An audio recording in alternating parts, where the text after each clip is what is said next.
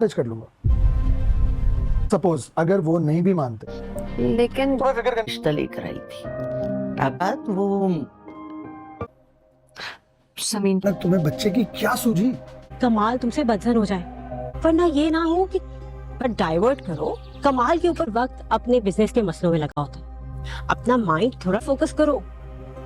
अच्छा ना होने की वजह से मुझे तो समझ में ही नहीं आ रहा कि अचानक की वजह से सुनश रेहाना आज उष्णा के लिए कहे तो तस्वीर दिखाऊं आपको। की जरूरत नहीं है, तो मैं तुमसे कोट मांग। तुम्हारा ना दिमाग हर टूटा हुआ दिल की आने वाली एपिसोड बहुत ही इंटरेस्टिंग हो रही है। जो ना आगे अगली एपिसोड बहुत ही ज़्यादा इंटरेस्टिंग होने वाली है।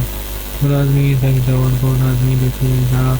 तो क्या कोर्ट मैरिज कर पाएगा या नहीं कोर्ट मैरिज कर पाएगा, या उसको तलाक दे पाएगा या नहीं दे पाएगा।